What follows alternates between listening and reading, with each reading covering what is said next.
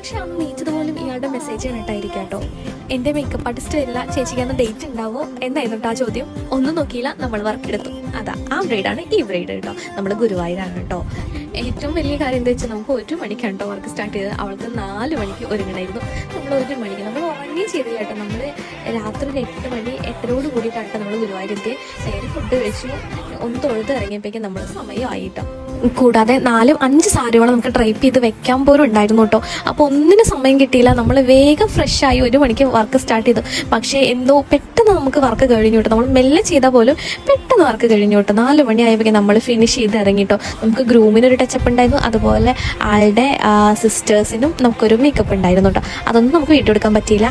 ആൾക്കൊരു ഗ്ലാസ് സ്കിന്നാണ് കേട്ടോ പറഞ്ഞിരുന്നത്. പിന്നെ പൂ ഉള്ളിൽ കൂടെ വെക്കണോ പുറത്ത് വെക്കണോ എന്നുള്ള കൺഫ്യൂഷൻ ഉണ്ടായിരുന്നു. പിന്നെ ഹെയർ സ്റ്റൈൽ ആൾക്ക് ഫുള്ളി ബാക്ക് വേണമെന്ന് ആദ്യം പറഞ്ഞു. പക്ഷെ ഞാൻ ഒരുപാട് ഹെയർ സ്റ്റൈൽ കാണിച്ചു കൊടുത്തു. ആൾക്ക് അതൊന്നും വേണ്ട, അത് തന്നെ മതി. അതിൽ പിടിച്ചു നിന്ന ബ്രൈഡ് ആയിരുന്നു കേട്ടോ. പക്ഷെ ആൾക്ക് ഓവറോൾ ഭയങ്കര ഇഷ്ടമായി കേട്ടോ. അപ്പോൾ എന്നെ കോൺടാക്ട് നമ്പർ ഞാൻ അടി കൊടുക്കാതെ